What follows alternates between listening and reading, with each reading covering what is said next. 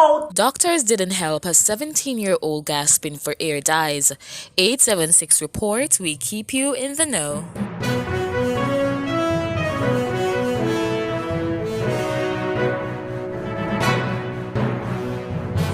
The only money Narda McKoy had in her purse was her 17-year-old daughter's college tuition, but she would have spent every cent without hesitation Friday night for some oxygen at the UWI hospital, where she pleaded her guts out for help for nearly 2 hours for her daughter. McKoy's nightmare began sometime after 9 p.m. Friday.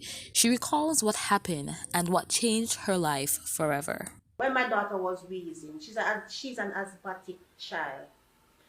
If she should take sick, like she should attend KT. And there are times, if you should check the record, she would be there, not when, and I would have to go for her, take her. But I would normally take her to the kids' clinic. I've been taking Jalisa to the kids' clinic from she was a little girl. So once she's sick, kids' clinic.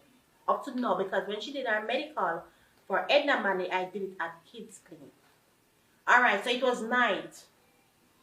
There's no hospital nearer to me than University Hospital. If you on your way here, you realize that's the hospital there. I consider asthma, wheezing as an emergency. Right? So I left down here because she was around and she said she feel her chest tight, she can't breathe. No, the pumps are not helping. Once you reach that stage, it's not helping. You need medical assistance. She said she need to go to the doctor. No. I just stopped what I was doing. I grabbed my clothes and I leave out.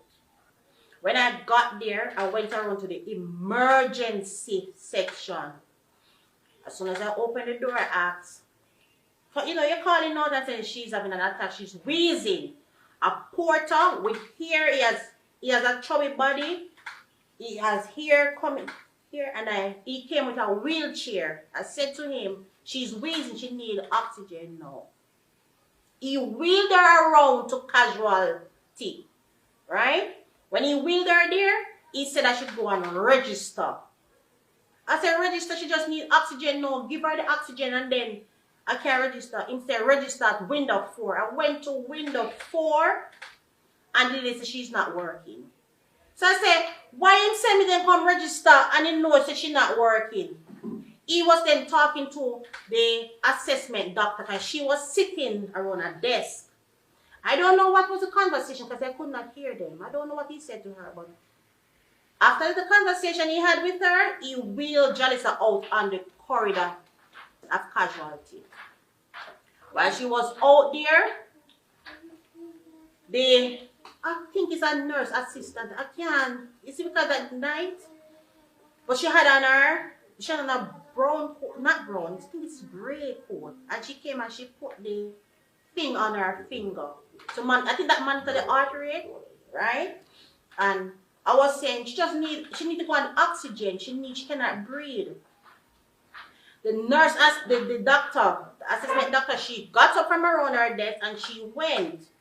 It took her a little while for her to come back. When she came back, she stood at the door, and when she stood at the door, I know she said to the other person, the person who, oh, it's her oxygen level, and she tell her, she walk away.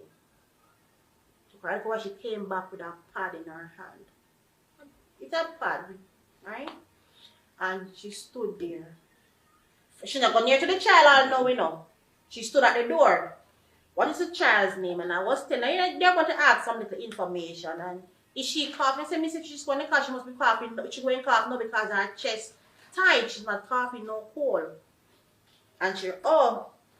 I said, can she get some oxygen? She need to go on the oxygen machine. She can't go on it. She said she don't have any bed space to give her the oxygen. But I said she don't need a bed. She could stay right here and get the nip. She said it has to be done in a particular area. And she has no bed space. The same person who put the thing on the finger said to her, but we could have hooked her up out here, saying no. Because there's a big oxygen tank out there. And she said, we can't hook her up out here, so. And the doctor, the assessment doctor said, no, she can't do it because the last time she did it, she got in trouble and she walked away. Yeah. And what happened? So she come back again, and you know she finishing now her little booklet. At the end she said, I will have to, being that there's no bed space for her to get the oxygen, neb, I will have to take her to either KPH or chest hospital. But there's no space. But I'm saying, but she can't get it here, so the security guard was there, a big man. I don't even know his name because I'm not thinking about ask nobody no name, you know. My only thing is just to get her going. All she had to do was to get her stabilized.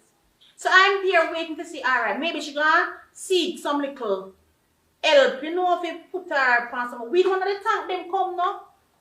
Put it on her and stabilize her and say, Mommy, you can't go get no space, no kind of bed no day here to make her admit on the walk. She can't admit on the walk on a bed no day here. So take her to elsewhere. But just stabilize her for me. That's all, you know. And send me on my way now. So if you stabilize her now, and then me now no want go, then that's gonna be a different story. But you not do nothing. You write the paper, you say you say you left. And the security guard there, you know, he's not able to talk because you know him depend on his job. But you know him come and him pat her back for me. And him a rub her shoulder. And you know him a talk to me. There were other persons there. Persons were there standing and say them hard. You know them are mumble. Persons going to be mumbling because persons system me really need the help. Me need somebody. And how me they are ball out. Only the security guard. So while I was there waiting, you know, I kept puffing her with the inhaler because she had two with her. So I was there trying to, you know, and the security guard was there encouraging me. I pat her back. He must say, Mums, open your mouth. Make mommy and I puff. Because even one time she pushed up back her head and I said, oh, puff her some more. I said the pump not working. She need oxygen. What you going to do? Nobody no come back, nobody. One at a time they have a something jump off and they pick the finger. And I took it up, I'm gonna try to put it on. Not even system never put it on right. The security guard was there and the security guard helped me. The security guard. Because even when Missy said the two pump them don't know, I'm gonna call my husband to come back with more pump. And when he come now, she was there. I say, you know what? I better take her from here, so. When the vehicle came around, he assisted my husband to put her. But that time now she so me I say, alright now, she knock out now. Same time, he might try and my help, I say, come man, let me put her back in the vehicle. Come with help. You know, he was there helping. He went inside and he tried to pull her over. Me I tell you, it's like the man of my family because him I help my husband. While me I hold the door. Me a ball. And everybody done a casualty. Same way. People they are casualty, nobody not come up. Nobody. When the woman put the finger now, Mrs. She walk and I say, take her back on the emergency room. Carry her back on the emergency room. And the security guard I say, yeah man, drive, go back around there. We drive, go back around the emergency room. The porter come out. I'm going to call, and when he come out, he say on the back up man, the back up and come in. We'll back up the vehicle and reverse in. And when we reverse in, we go back now and I say, come. The security guard there now, it's a female at the front. And she said, but look all the woman come here the same woman come in from when I go round. And I go, and when I go back in there, so I go out the door with them there. Even two police officers were there beside somebody and a stretcher, right? Not even them to turn them out to the others and say, go help the lady, no. Them stand up there, you know. I'm me a ball of help. Me say somebody come help me now. Who can help me? No come no man. What not do? What not do? Who is going to help me? So who the tell me what not do? What not up to? Nobody. The porter just said, oh, he went to one door and like him said something to somebody in there. And like she come out and she said, me, I can't do nothing about it. He went now to the desk now where there was I think maybe he's the head chief because he was at the desk. And he said something to him and the chief, he stood up. When he stood up, I don't know what them talk. But nobody now say nothing to me. Nobody now come. My husband go and get one wheelchair again. And the same big body man security I try help her out now. And it's like nobody when the person them there just to come and help her. Me say nobody no come, not even one doctor no come out. Nobody. So if it wasn't for the help of that security guard who was there trying to lift her, and meanwhile he come back and try to lift her, my husband and try to take her out, because this time no, you know, she unconscious, you know. And let me tell you, if I went there from the beginning and she said she didn't have no oxygen there, I'd have gone somewhere else. But in the oxygen she talk about, she said she's not on a bed to put her on. To give her a little oxygen. To give her the nebulizer. No, my 17-year-old just gone, sir. Just gone. Where me go wrong in this? Because me want to know. I mean, know them are going to say she dead at COVID. Which damn COVID? Me say me I wait for you them come tell me say COVID. Me I wait. So when you found out that she had died? So me and my husband decide now we're going to go Andrews. But not help us. But not help we. He said me reach at Andrews Memorial. A memorial named Andrews Hospital. That's the hospital. Me I tell you say the amount that the porter them come with them stretcher. Them put on them gloves. I just say asthma. Asthma then come. I just say asthma and then fell out numbers. And come. But you see, look at my aunt, she dead. Yeah, if you did, And my aunt, she dead enough. And my aunt, because my have in the vehicle, I was at the back of the vehicle with her. When the doctor called me and say, oh, they are with you. I said, doctor just say, me know that. Because even when they are Andrews and them I look after her, you know, and them say, go and register. When I stood at the window, you know, I tell the lady, say, hold on. Me I go look, me soon come. And I go around them, I draw the curtain and I see them. They were there working. They were fighting, I see. You know, if me did there here with her and she wheeze and dead down here, you can hear me chastise. You can hear me sit down my yard and me neglect her. And how kind of story would I hear? But me seek medical attention as soon as she say my chest tight. When nobody wash no more dishes, me just stop. This hurt. More than hurt. This is painful. I've struggled with my child. I have struggled. You think Edna Man is 2 feet cheap? What left? Guess what? She have to do something with her life. And I decide, so guess what? You're going. And think about it. She's studying. I am studying. And my child is in a prep school. So you just imagine how we have to multitask to do everything for everybody to get a good education. How has it affected the rest of the family? So right now, my sister America, the one that claim was she more are the closest.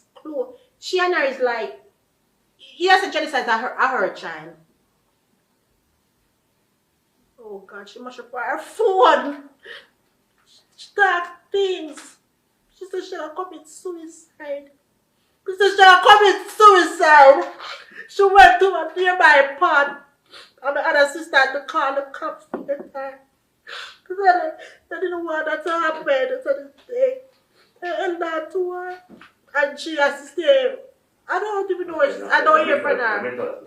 Yeah, she stayed in the facility for 72 hours or 74 hours before they can release her. Because she said she'll kill herself. You know why she kill herself? Right?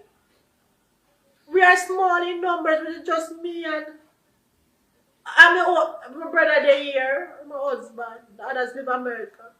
That's why she kill herself. She was with them in last year. She was with them.